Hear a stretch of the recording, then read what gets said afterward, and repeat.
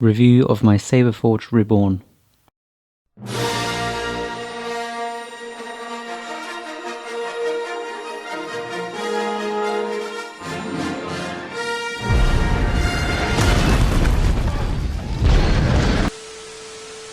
This is something slightly different to normal, as this has a custom install by Shameem from the various Facebook pages, and with his own Facebook page now, with a Nano Biscotti V2 inside.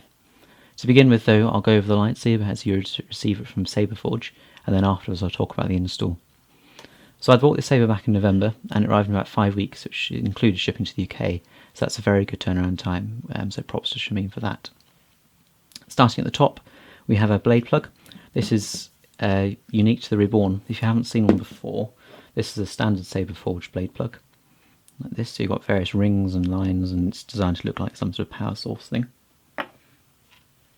And then the Reborn blade plug is designed to represent the top of the hilt, if I take it out, seen in the Old Republic video games, and also on the cover of the book called Revan by Drew Kapidashan, which I recommend reading if you haven't already. It's a very good book. It's part of the Legends now, so it's not technically canon, but who knows, it might come back.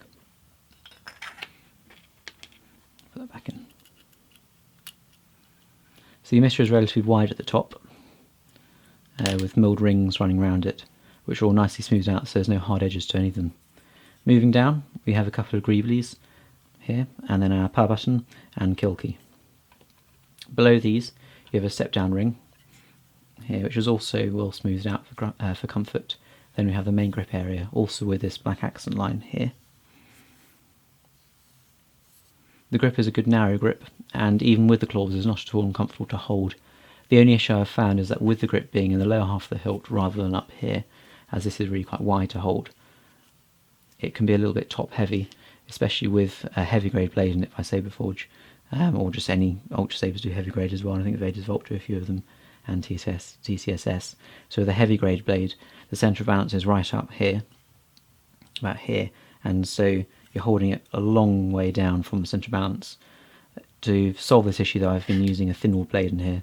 I've been using my Vader's Vault blade quite a bit, and that moves the centre balance further down this way, so it makes it a bit easier to spin and everything. At the bottom is a flange section with our Covertech wheel on it, and a low profile pommel. So this Covertech wheel is part of the Covertech system by Saberforge. If you tick the box for including Covertech system on the website, or I think it comes standard from the Etsy site, you get this, and you also get the Covertech clip. To put this on, squeeze the two things together, slides on, and that's not going to come off. So you can run around, jump around, do whatever you want. To take it off, squeeze them together, comes straight off like that. You can attach that to your belt and carry this around wherever you want. So the claws running up the full length of the hilt are surprisingly comfortable given the look, as all the edges are smoothed out very well. Although the tips of the claws up here are a little sharp, you're not going to cut yourself on them, but even so you won't be having your hands at the top of the claws anyway. The bottom of the claws down here have an edge to them, but again it's nothing too serious, although perhaps it could have been smoothed out a bit more, ideally. So now I'll look at the install by Shameem. So I ordered this with a 12W plus lime green LED, which is a yellowy green colour and a slightly more acidic in colour than standard green. I also ordered it with 12W plus yellow, which is inside at the moment, and I'll go into that in a second. So here's the yellow. I'll get a blade so you can see the colour well. I'll take out the blade plug.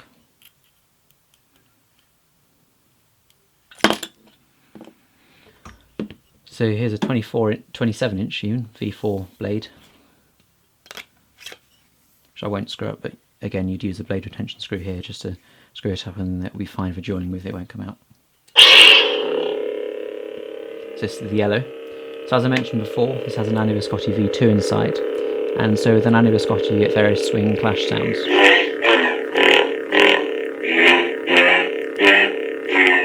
So there's 8 swings,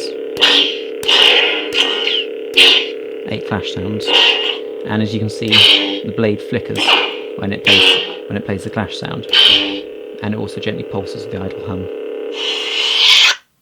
This sound font is Shatterpoint by Mad Cow from Genesis Custom Sabers, and it can be found on soundfont.com. To change the sound font, you simply hold down the power button for a couple of seconds. This party's over. and this is Flourish with a custom boot sound I put on, also by Mad Cow or Rob at Genesis Custom Sabers. So as I mentioned before, I ordered this with a lime green LED as well, which means I got quick disconnects, which uses these microDIN plugs.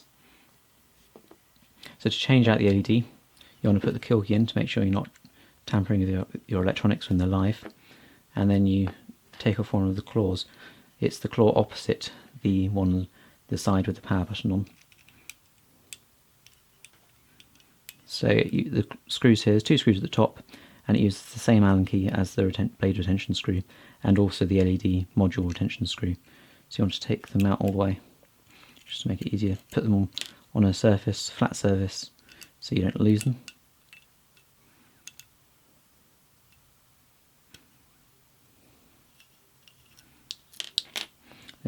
And these are just simply push fitted on. It's quite tight at the top, so you want to pull out the top first instead of trying to lift it up like that. That means that if the lightsaber takes a hit at the top of the claws, when you're drawing, then claw's not going to come off. So underneath it here you have your LED retention screw. So you just want to back that out a couple of turns, and then your LED is now loose, and you can just pop it out like so and unplug it. Set that to one side, get your new LED colour, so this is lime green. Plug it back in, and then you want to carefully push the wires back inside the hilt. It's sometimes helpful to twist them slightly just so they collapse down a bit more. Push the module back inside the hilt, find your tension screw. Push it in as far as it will go until you feel a bit of resistance. Don't push too hard on it though, otherwise you risk damaging things like your power button will sit quite a long way into the hilt. You don't want to risk breaking that. So push it in as far as it will go, then just tighten up the retention screw.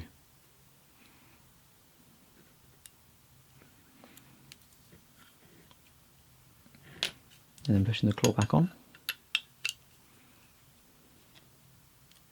Put the 2 screws back in. Now one tip, make sure you don't use the Allen key like this, as it puts too much torsion on the screws, and with the screws being made of steel and the lightsaber being made of aluminium is comparatively a soft metal, and so you risk stripping the threads, which is bad, as then the screws won't fit anymore.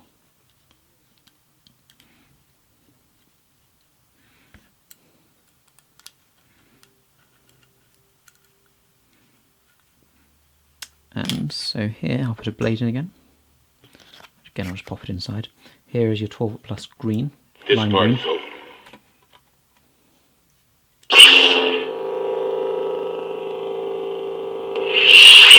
So this is a slightly more acidic, yellowy colour than normal green. Put the blade back in to make it easier for me to move this around. So all Plexi Labs boards, Nano Biscotti being one of those, use SD cards to store the settings and sound fonts on. So to access this, you just unscrew the pommel, like so, and you want to carefully tap out the speaker. So you have the speaker inside here, which hopefully you can just about see in the light. You want to carefully tap that out, and then inside you've got a Velcro tab. So carefully pull on this Velcro tab. Again, you want to do everything very carefully. Sometimes I use this just to slot underneath the Velcro tab to be able to make it easier to put it out. Just lift that up and pull on the Velcro tab, and here you have an electronic shield, which is essentially just a plastic tube, but it stops the board from touching the metal of the hilt and risking short-circuiting your entire saber. As you can see, there's live contacts here, so they would short-circuit the board. Here's your SD card, just here, which you just pop out with your finger, plug it into your computer, and change any of the board parameters and sound fonts. And you push it back into the board with your finger, pop everything back inside the hilt, and then carefully put the speaker back inside. You never want to push on this bit of the speaker, as this might damage it. Instead, push on the plastic ring around it, around this edge here, and then use the pommel to push it the rest of the way in.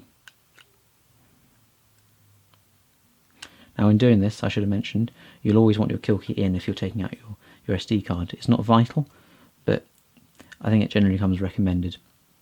Once you've got your speaker as far in as possible, use the pommel just to push it in the rest of the way. So back it off a couple of turns, just to make sure it's threaded correctly, so you don't lock your threads, and then screw it on.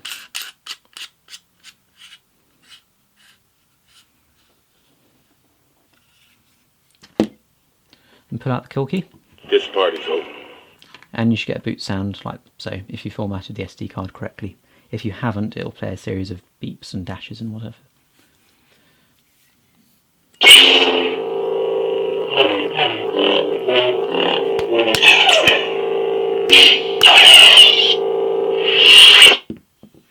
It was a very loud board. So overall I'm very happy with this sabre, and it'll look good with the custom Lightside Revan costume I'm putting together at the moment. I also can't recommend Shameem's work enough. It's very neat, as you can see from all the electronic shield and all that stuff inside. He's a very friendly and helpful guy, and good and quick at replying to messages. Although I think at the moment his work is fully booked up until the end of March, because he's suddenly become very popular with doing installs, understandably. So thanks for watching my review. If you like the stuff I do here, then click like down below and subscribe, and check out my other videos. If you have any questions or think I've missed something, then leave a comment below, and I'll try to get back to you as soon as possible.